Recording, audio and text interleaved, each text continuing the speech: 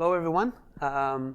Thank you for joining. I know you're the brave one. Like, these are the last sessions, usually in the last day. So how many of you are the first 3 Mars? No, I'm just kidding. It's the first one, right? So yeah, I need to do some breakers. So I think we have the longest title, right? Transforming the diagnosis of treatment of coronary artery disease with machine learning. So just background, my name is Roy Ben Alta. I'm based in New York. I've been with Amazon Web Services almost 6 years. I had several roles within Amazon Web Services. When I joined, we have probably 60 services. I was data engineer / data architect working with companies, helping them to do things with their data. To me, REMARS is really, if you think about ML, robotics, it's all around the data that all these machines generating. And with me, I have the honor to have Charlie Taylor. He's the founder and the chief technology officer of HeartFlow. So I'm just the appetizer, and hopefully it will be bored. Can you hear me well in the back end? Okay, they told me not to talk like that. But so how many of you are not using AWS? And don't be shy. We have, actually, wow. So actually I can move my slides quick because I had some meetings with folks outside.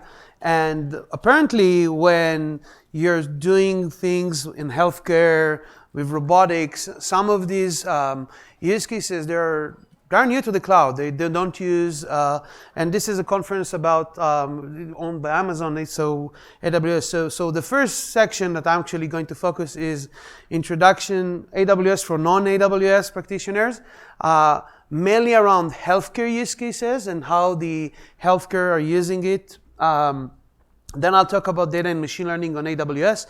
I'll also talk little about compliance and HIPAA. If it's your journey and you want to do something with that needs to be HIPAA eligible, right? Especially in healthcare. So you don't need to take any pictures of the slides. All the slides will be available on YouTube, and you will get the slides as well. And actually embedded some links, useful links. So I cannot go through all of them. So you have the links and pointers. And then, of course, Charlie will come and talk about their journey with AWS and what he did. And then we'll hear for questions. We'll stay here after.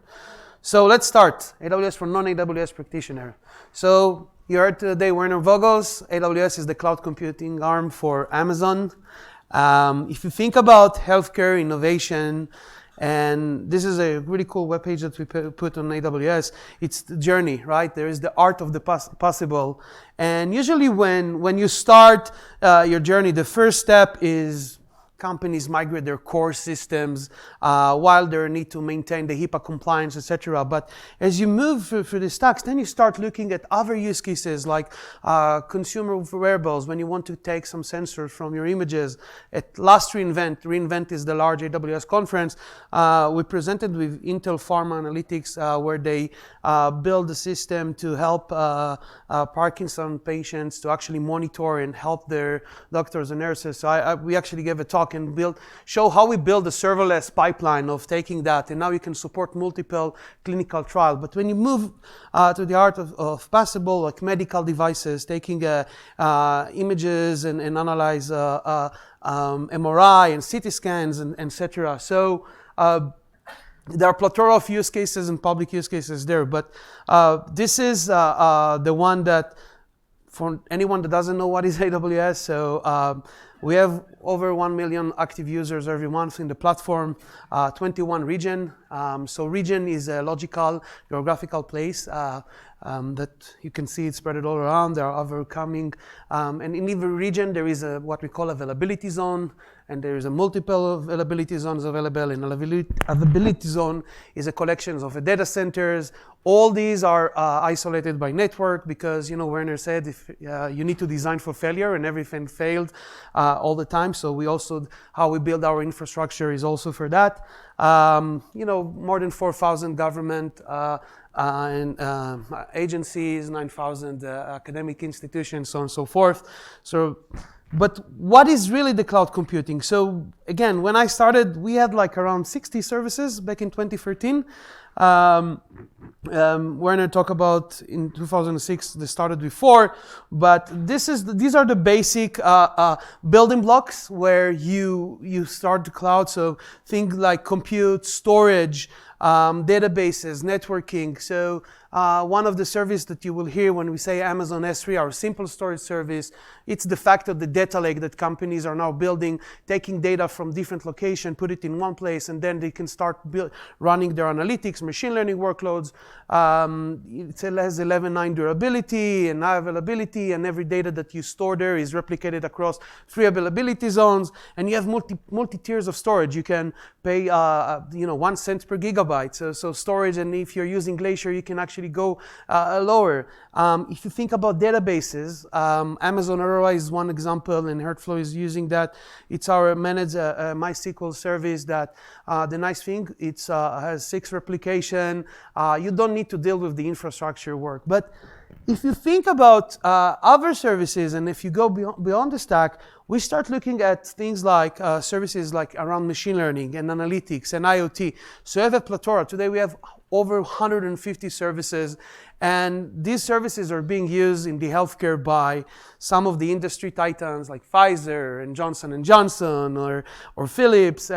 But if you go even below, you can look at the healthcare system, right? There are many. There are the providers, the payer, and the industry, some of the logos, and even like if you think about startups and company and medical imaging, for example. So HeartFlow is example, and arteries, I'll show you an example of what they do.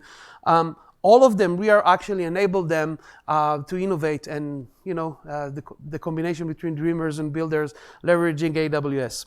So if you started your journey, and you're doing some really cool technology, you're using neural network, but you don't run in the cloud, and you're working with hospitals, etc. There is a thing called the HIPAA, right? FAA. So AWS has the largest number of compliance with different regulatory agencies. This is a list. If you know SOC 1, SOC 2, so there's a plethora of details in our website, but I actually picked the ones that really related to healthcare that we get this question every time. So start with the HIPAA one-pager that gives you an overview how you architect for HIPAA compliance workloads. Then if you, we have a HIPAA white paper that we keep maintaining it and give examples. And we have this one-click button that you can actually build a workload with your virtual private cloud, because in AWS, you can actually have an extension to your own data center, and right in and isolated, you can set up the subnet and the network and actually the ELB. So we have here like example, like we call it accelerators. Basically, it's a cloud formation that you can click and just deploy it in your account, something. And this will be your step 0. And especially if you start a journey on the cloud security is job 0. Before you do anything, because you want to make sure that you comply with the regulations, etc. Now, if you think about healthcare workloads, we offer many resources, right? If you're talking about image and clinical data management, some CRM system, care collaboration, and if you were in the SageMaker or other sessions, so National Health System, they use Amazon Lex. We did a pilot to route all their calls from the call centers, and 30% of the calls actually were handled by a bot. And as a result, the time for the subscriber that called to the service, it could reduce the time. Actually, the rep had more time to focus on real problem, etc. But example from for medical imaging, and this is like we're going to have maybe 3 or 4 architectural slides, so don't be nervous. This is an example of how you do AWS compute. Are you running compute for medical imaging? One of the most common use cases that we've seen is that you train on the cloud, you build a model, and then you actually deploy it on-premise or even on the edge. You can actually deploy it on the device itself using Greengrass, etc. And we have service like SageMaker that you can make this process quicker. Example of a company that does that, arteries.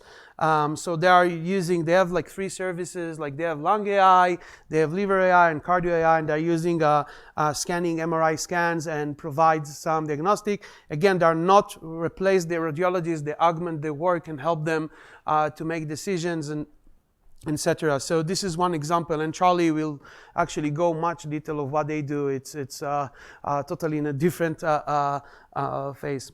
Now let's talk about data and machine learning on AWS. And here, it starts with data. And when companies start their journey, there is one first question. I need to collect the data from some sources. So if you think about data movement, it can be from sensors that runs on your machines and you want to run anomaly detection and see, hey, if their temperature is higher than this Fahrenheit, I need to shut down the machine or send alert to a technician, up to, hey, I want to send a massive amount of data like images or like terabyte, petabyte size. So you can actually use things like, we have a device called Snowball or even Snowmobile, which is a truck if you want the petabytes of data to run, up to streaming. You can use services like Kinesis Data Firehose, etc. Then when you build a data lake, it's not enough to have just the data, but you need to manage it, right? If data is your asset and you need to use it for your machine learning, sometimes you also need to build a data dictionary. You need to clean the data, right? If the data is messy, you want to run the ETL or the ELT. We have services like Amazon Glue, which is a serverless ETL that you can submit to Spark jobs. You don't need to manage any EC2 instance. It's all serverless. Lake Formation, it's still in preview. We announced it at reInvent.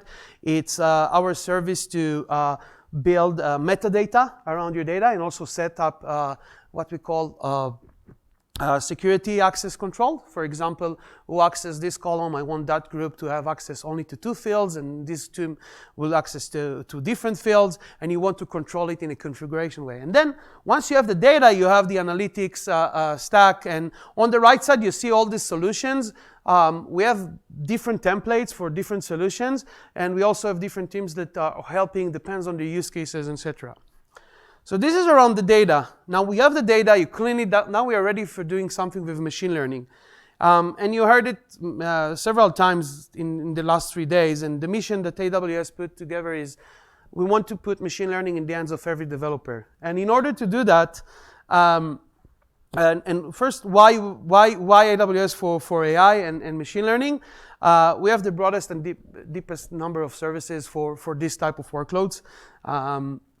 We also help you to accelerate. Sometimes it's around cost reduction. We've seen customers that running like an on-premise Hadoop that runs on their data center, and they have the data scientist, and they know what they're doing. But the problem it costs, like they have this issue is that I'm a data scientist, I'm running a workload in the middle of the night, the Hadoop cluster admin call, hey, I killed your job. Why? Because there's a high CPU. These days are over. When you run like this concept on the cloud, you put your data on S3, you separate between the compute and the storage. Now you can bring up a cluster, run your training job, and these jobs are not really impacting each other. So we have customers that running hundreds, thousands of jobs every day or bringing up clusters. So I always say that like cloud is the best divorce system between data scientists and IT, because they now have freedom to do a lot of things and are not bounded by them. But still, IT can be enabler for data scientists and analytics, and actually harness the data and have the data available for them for workloads. In addition, if you think about machine learning, there are a plethora of choices of compute. You can run GPUs. We have like more than, I don't remember the number of EC2 instances, but you have different choices like FPGA, etc. I'll show you on the stack what we do there. Now, if you think about machine learning on AWS, so over than 10,000 of customers running these workloads. Again, all these logos, 85% of TensorFlow workloads on the cloud happen on AWS. In fact, this is quite an interesting number that we've seen, but we support different type of deep learning framework. Like we have a very humble approach, is that like just pick your framework that you are comfortable and want to run. Like some customers using PyTorch. In Japan, I learned they use Chainair. It's a very popular deep learning framework in Japan, for example. Now, in order to do that, we also need to have the technology in order to use machine learning. And to do that, we build the machine learning stack. And basically, you have 3 layers on that stack. In the bottom of the stack, we have the machine learning framework and infrastructure. You pick your framework, you pick your inference, you can use Gluon or Keras, and then you pick your infrastructure. You can use different set of EC2 instances. You can also, if you want to use elastic inference or Infernia that we announced, you can use that. Who are the users for that layer? Usually these are core data scientists that they said, we want to do everything our own. We want to patch, we want to take the models, deploy it, etc. But that takes time. And sometimes with customer, we found out that from ideation to really implement a model in production in large companies, it can take 9 months. And it takes 9 months because there is no really orchestration around it and deployment. You need to do everything yourself. You need to put it in container, etc. For that reason, we build Amazon SageMaker. And that's the second layer. Like if you are a data engineer, machine learning engineer, data scientist, and you don't have a large IT or infrastructure team, and you want just to write your model, deploy it. So Amazon SageMaker is a platform that allows you to build, train, deploy, and host your model on the cloud or on the edge. And the interesting thing about SageMaker, when we build it, we actually allow you to choose what to do. Sometimes you want, I just want to use your compute and cloud. So bring your own model. You can bring your own model, run your training, then you use ECS. Within SageMaker, you can actually containerize your model and ship it. We look at models as data. Where we store the data, the models itself, we store it on S3. If you want to host it on the cloud, you can actually using our hosting, and then you put it under auto-scaling group, and it's all magic, like it's one click in the script. So SageMaker comes with a hosted Jupyter notebook, a plethora of templates, etc. that you can go and try and play. But really, with one simple configuration change, you pick up the different instance type that you want to run, and etc. So Amazon SageMaker is that. But what if you don't have data scientists on staff and you do want to use some things with machine learning? You want to do some content management and doing NLP. You want to do things with image recognition. Amazon Textract is a new service that became GA last week. Allows you to take data from documents like forms and extract the data.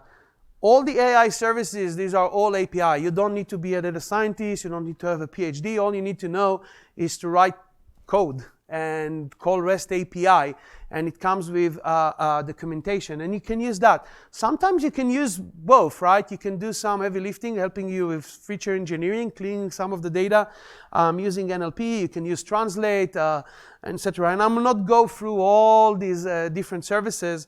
But really, these are the technology enabler for you in your journey on machine learning on the cloud. But it's not enough. You also have to think about culture, and you want to set your organization to success. And how you do that, you want to create the loop. You heard this flywheel many times in your, probably in sessions that you attended, but you want to connect the technology initiative with a business use case.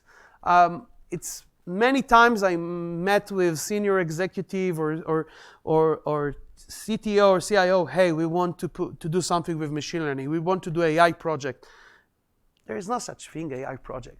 What is the business problem you're trying to solve? And I'll be honest with you, 85% when you drill down to business problem, it's dashboard and reporting problem. It's not ML problem, but again, but where the magic happens is really when you use machine learning and you do something, and there are a lot of magics that happens these days. But then you want to also advance your data strategy. And really, data is the center. The data has gravity.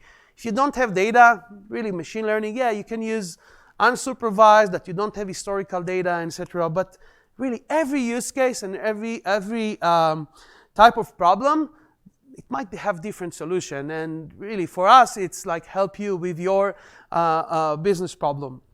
And he also wants to organize for success. And as if you heard Jeff Wilkie, so the way we did it in Amazon, in the beginning, we had the centralized machine learning teams at Amazon that are providing services to different groups. We moved from that direction and actually embed the data scientists and the researchers within our product team. Every product, every engineer, because we put machine learnings in the hands of every developer. which is amazing. Like things that I remember, like I did in university today, like with a click of a button, like as long as you can copy paste, you can really start really quickly iterate around your innovation. Deep Racer, you probably saw it in the showcase. We wanted to find a really nice way to put reinforcement learning knowledge, and we put this Deep Racer competition. It's a 1/18 scale race car with a video camera using computer vision. You can take a model and deploy it, and you're doing competition. Who can get that race track in the lowest time? Deep Lens, we released that in 2017. It was the first video deep learning enabled video camera. I actually wrote a blog post and used that to have a security surveillance analysis. Every time a dog comes into my home office, he send me a text message, and you just copy paste and you can build it your own. You just place it there. We use service like Kinesis video streams and take this we use the ResNet. And what's nice about it, you can use SageMaker, take some templates and the model, in one click you deploy it into the camera itself. So really, if you never heard about it, go purchase and play with that. And the last thing, how we can help, and this is really the final. So it depends where you're in the journey. We have several methods that we can help you. We have Machine Learning Solution Labs, which is a group of practitioners that can come and help you with your use case, from just brainstorming, training, up to really hands-on, working with you. As part of my group, I'm part of the AWS Professional Service, so our team working with customers all over the world, helping them with really writing, like sometimes writing code, sometimes just like, what is the best design part or architecture? And also training, and I was so thrilled to see Andrew and G today on stage. But what we did in Amazon, we have something called Amazon Machine Learning University. We started it like a few years ago to have really a university within Amazon to actually teach developers to become a machine learning practitioner. We took all that content and it's available for you on our website. So we have really practical education from different use cases. So really all that is available for you, and we'll be happy to be part of your journey. And with that, I'm very honored to have Charlie on stage and talk about HeartFlow journey with AWS, and really they're saving lives. So I feel very proud to have you. So thank you. Thanks, Roy. Great. So I'm going to tell you a little bit about how HeartFlow has been using AWS, and I have to tell you a little bit about, got to do a little bit of background about what we're doing and the problem that we're solving. So I'm going to start off, talk about the clinical problem, give you a little bit of background of the company, talk about our solution, HeartFlow Analysis. It's actually being used around the world right now to help doctors make clinical decisions about patients with heart disease. And then I'm going to tell you a little bit about the technology behind our analysis, and kind of focus a little bit of time on our deep learning technologies and some of the progress that we've made there, and then what we're doing in cloud computing, and then all the problems that we've had, technical problems that we've had to solve along the way. So heart disease, first a little background on the clinical problem. Heart disease is the #1 cause of death. It'll kill about 1/3 of the global population. In this country, in the US, it's about roughly 28 million Americans are diagnosed, adults are diagnosed with heart disease. Over 600,000 people will die every year of heart disease, manifestations of heart disease. Sometimes those patients, they're symptomatic and it's a long progression with the disease. Sometimes it's just sudden cardiac death. Patients are not symptomatic and they have a fatal heart attack. 1 in 6 healthcare dollars are spent on cardiovascular disease, and this is one of the aspects of the story for us. It's not just about actually improving the diagnosis of coronary artery disease, but having a significant impact on healthcare expenditures. When I first started thinking about this technology, what I realized pretty quickly is we could save order $10 to $20 billion per year, every year in the US healthcare system. I don't know how many of you know this, but Medicare right now, we're in a situation that not a lot of people are talking about this. The Medicare trust fund is being rapidly depleted. By 2022 in this country, it's going to go down to 0. So that means all tax dollars, any Medicare services are going to have to be paid directly with tax dollars. This is a massive problem. it really is born by the fact that, quite frankly, we have the whole baby boom, blame it on the baby boom generation, right? They're all getting older, and now they're getting to be of the age that they get heart disease, they have cancer, and they're entering the ranks of Medicare. So this is just demographics, but it's having a massive impact in this country, but of course around the world. This change in demographics, aging of the population, and then you are faced with chronic diseases like cardiovascular disease and cancer, and we just see this explosion of healthcare costs that really have to be checked. It's not just a problem in the US, as I said, it's a global killer. Again, third of all deaths around the world will be due to heart disease. There's a little map showing you. I'll come back to this, but again, everywhere. By the way, by far the highest incidence, per capita incidence of heart disease is in Russia, in countries of the former Soviet Union. But other countries are not immune. I mean, very large population of patients in India, in China as well. Again, it's a problem that we see everywhere around the world. What causes heart disease? Why do people have heart attacks? It really is the buildup of plaque, what are called atherosclerotic plaques in the coronary arteries, the arteries that are feeding the muscle of the heart. As these plaques start to progress and develop, they might start to narrow the coronary artery because of this atherosclerotic buildup. Cholesterol buildup, for instance, plaques become fibrotic. Sometimes they get to be soft and they're risky and they can rupture. In that event, they could actually cause a fatal heart attack, or the patient could have a heart attack and then survive as a result of this. But this all comes down to disease in the coronary arteries. By far, most patients that die of heart disease, it's because of atherosclerosis in the coronary arteries. So if you have a patient who has symptoms, and I'll talk mostly about symptomatic patients that go to their primary care physician, to their cardiologist, or maybe to the emergency department, and they're complaining of symptoms. Actually, by far the vast majority of these patients that enter the emergency department, about 90% of them won't have significant heart disease.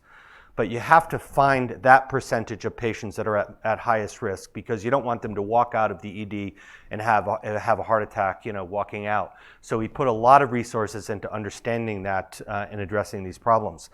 But if you have a patient with suspected coronary disease, you could care for this patient. You could go and do medical therapy, for instance. Statins lower the cholesterol, antihypertensives.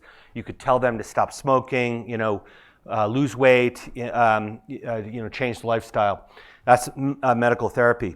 Or maybe they have no coronary artery disease whatsoever. It happens a lot, actually. Clean coronaries, it's a relief, and there's a variety of other symptoms that might have manifest or caused the patient to think that they were suffering from a heart problem.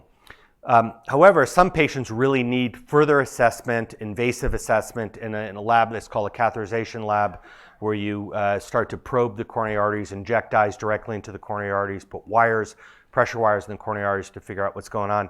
And some of those patients might need stents, and some of them the disease has progressed far enough along that they need bypass surgery. So it's figuring out, for a given patient that presents to their primary care physician, to the cardiologist, to the emergency department, figuring out what category they're in, what to do about that patient is one of the greatest and most challenging problems in cardiology.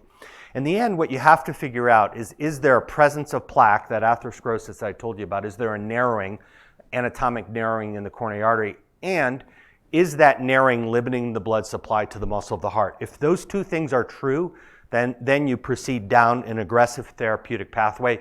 If none of those things are true, no disease, then there will be no functional significance. Those patients are discharged and get a clean bill of health. Some patients, they might again need to be managed with medicine. So it's getting anatomy and function. I'm going to come back to that. How do we do that? The gold standard is actually to take the patient into cardiac catheterization lab. There are some countries in the world, for instance, that a lot of patients have very high rate of patients that present with chest pain, immediately taking them to this cardiac cath lab where an invasive angiogram is performed. A catheter is used to inject dye directly into the origin of the coronary arteries and take an X-ray image to look at the coronary arteries. And we can see here, for instance, in some of these images here, if there was a narrowing in the coronary artery.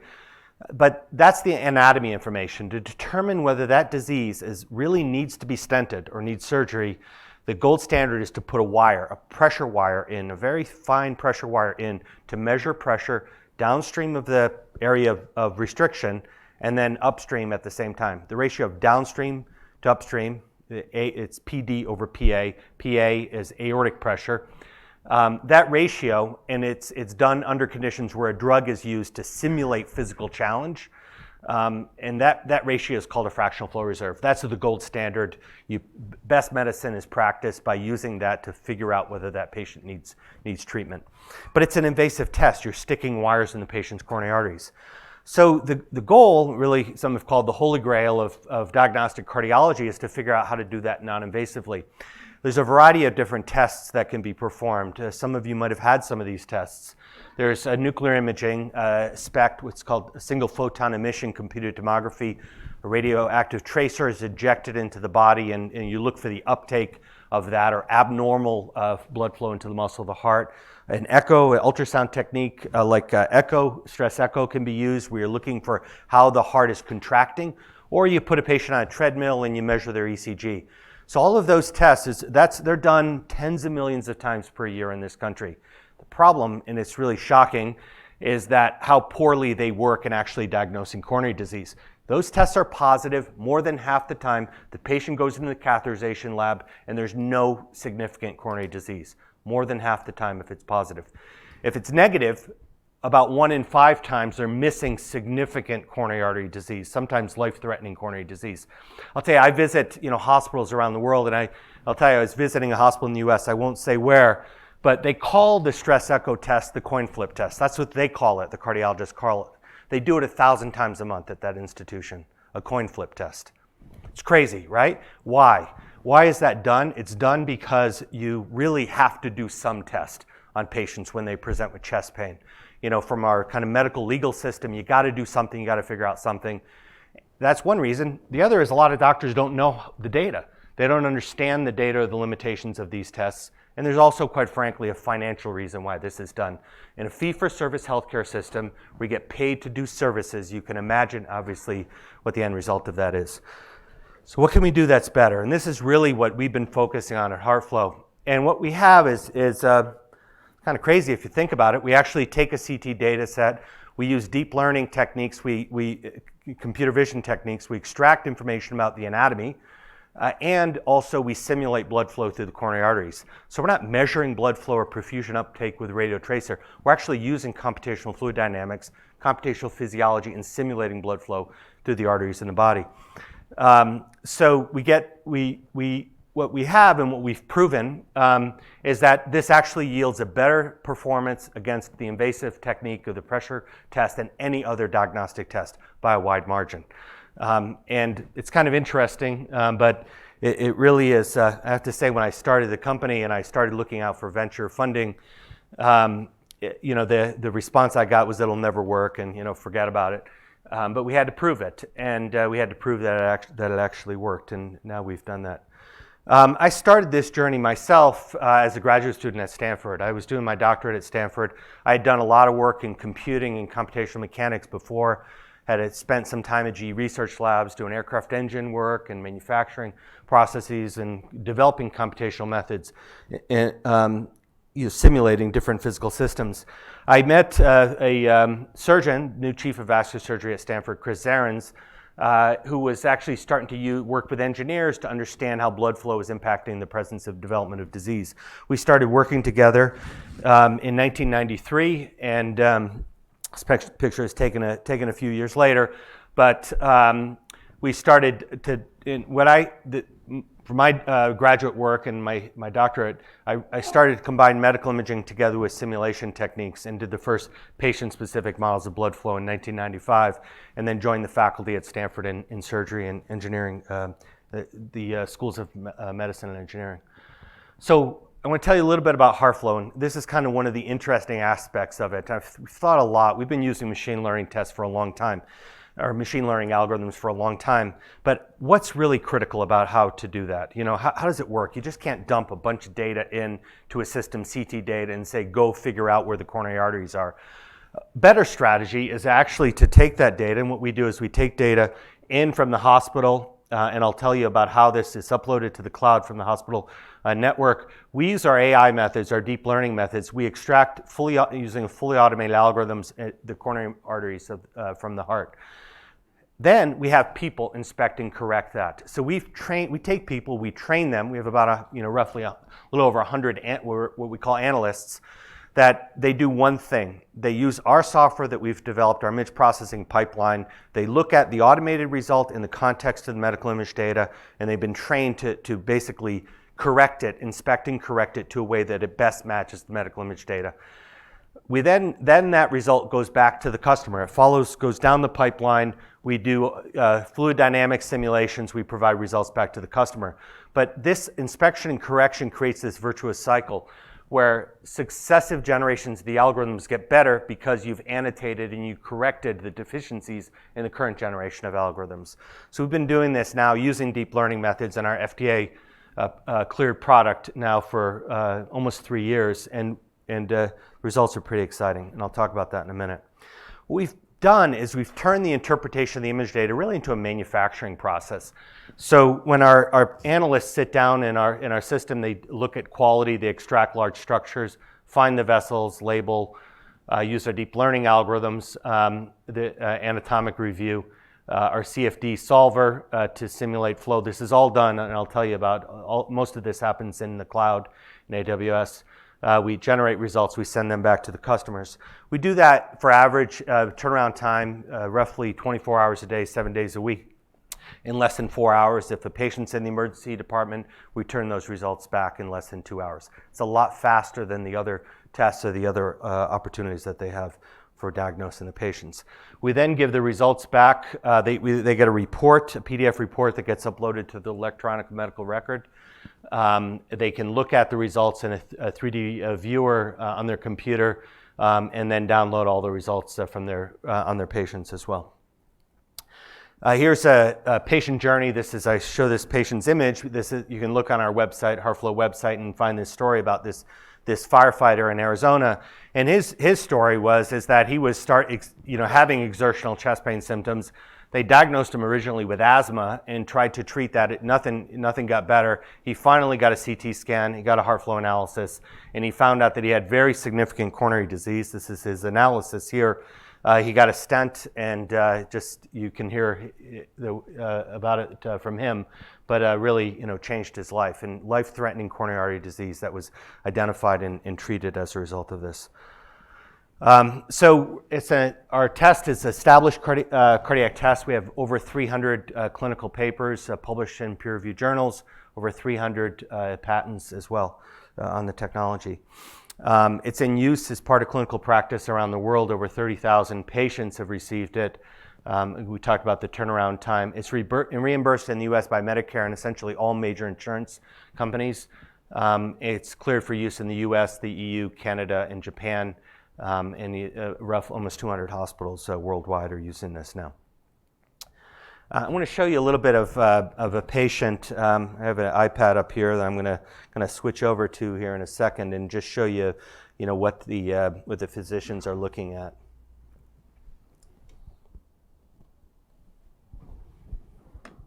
So this is just a list. These patients, these are not the actual patients' names, just to be clear, not violating any HIPAA rules.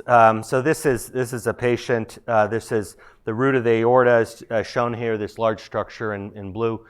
And if it's blue, it's good. So we basically have a color scale that as the colors go from blue, where it's the high value, down to red, then you can easily identify those areas of significant disease. It's really easy. By the way, I don't show the underlying CT data, but there could be calcium, very complex disease, and again, we're able to reliably identify the vessel boundaries. There's little markers here around where there's a stenosis. We can just click and identify this value. Again, it should be greater than 0.8. If it's less than 0.8, the patient needs to be treated, and we can figure out where that transition happens. I'll come back to this in a second and show you another kind of pretty cool application. So about the technology behind the HeartFlow analysis. So deep learning, again, it's revolutionizing medical image analysis. Everybody talks about it. It's one of the hottest areas out there right now, and there's great progress that's being made. And I think one of the neat things about it, we started actually using, before we actually went to deep learning methods, we started using more traditional machine learning methods about roughly 8 years ago. And I think what our experience was is that we kind of start to see this with increasing amounts of data, you start to plateau. Deep learning methods don't necessarily work well if you don't have sufficient data. We have data from roughly 70,000 patients, CT scans from roughly 70,000 patients. Available, and as we kind of approach to then cross the 10,000 patient threshold, then things got really interesting. Out of the box, the results are really unsatisfactory, and there's a few reasons for it. If you look at the coronary vessels, what do you have to do? You have to look at this kind of tubular system, and you actually you have priors that you have to respect. Priors on topology, like connectivity of the vessels, they're all connected together. You don't see things floating out in space. And also what you really need to accomplish is what's called subvoxel or subpixel resolution of the boundary. If you don't do that, then you will not get an accurate result. So you really have to resolve dimensions of the vessel at a scale of about half a pixel or half a voxel. So this has to be built into any deep learning algorithms. So our algorithm or technique that we've developed, we call deep lumen. Lumen is the inside of the blood vessel. And we start this off by extracting the center. We actually have a technique also using deep learning methods to find the tree of the coronary arteries. That then gets inspected and corrected. And then we look at the data around the individual vessels. And we're taking this problem. This is just showing a curved planar reformat, a straightened curved planar reformat, and we're resampling the data in these locations. At any location, we can sample the data at a plane and rotate it around in 360 degrees. So we put this into this cylindrical ring system so that we have rotational equivariance. We put that, after we've done that, we put it into a deep learning neural network, find a point cloud on the surface, and then do lumen surface reconstruction. So does it work? So the level that we're at right now, when we've used our fully automated algorithm and we compare the results against invasive data, and the invasive data is not perfect, but it's really the only thing that we have to compare and look at our accuracy.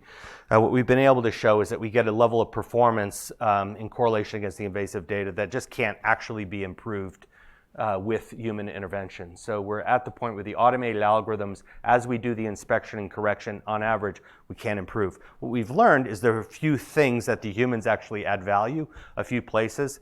And now we're focusing our learning on those areas, and we think we're pretty close to the point where we can actually just have people, we'll still have people in the loop in inspecting and correcting the results. We have to do that for regulatory reasons.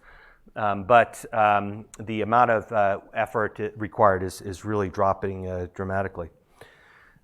We've trained and tested this globally, and again, the performance that we're seeing is really quite nice. A little bit more on the cloud services and computing. I show this image. I'll tell you a little bit about this story.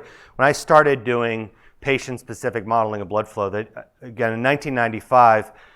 The first case that I did, I was at Stanford and I had access, through some connections to NASA's computing resources in NASA Ames, and ran these simulations, over many hours on the weekends. I only could access it on the weekends, but I ran this on IBM SP2 computers.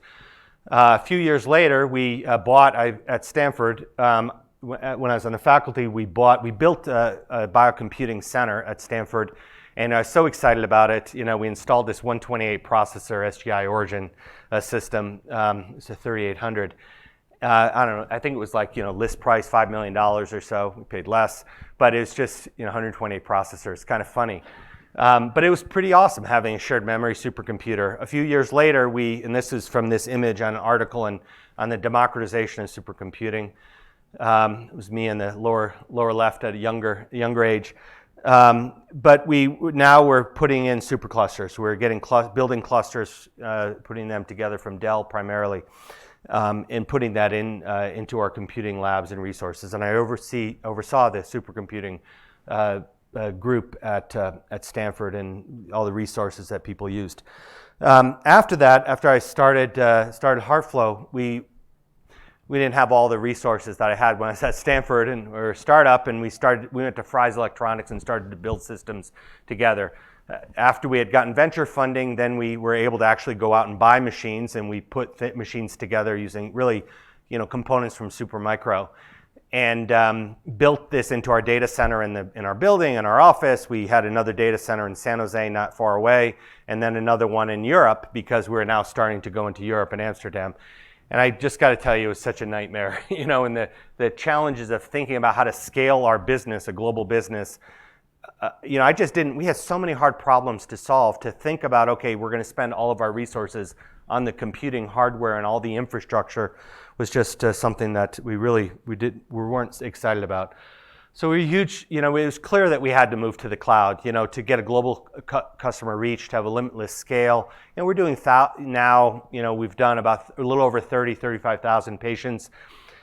There's about, in the US, there's a few million patients per year that would benefit from our service. If you look at it globally, it's many more. If you then go from symptomatic to asymptomatic patients and try to find those patients before they have heart attacks, those asymptomatic patients, and you're looking at roughly 250 people in the world that have significant coronary artery disease that could benefit from this type of service. So you think about the scale and the computing scale.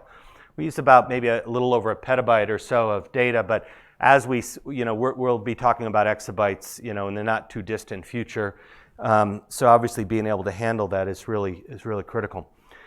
Also the product deployment, being able to bring up a new region quickly, not having to go there and get a data center going, was really important for us.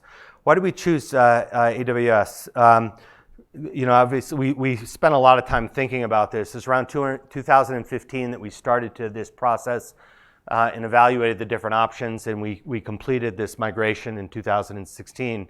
And it's really because a market leader in cloud services, HIPAA eligible, which is really important because we're taking patient data. And the conversations that we have to have with healthcare systems is that we're going to take the data out of your hospital, we're going to bring it up to the cloud, we're going to process it, and then we're going to send you back the clinical results a few hours later. So having those conversations in different healthcare systems can be really challenging.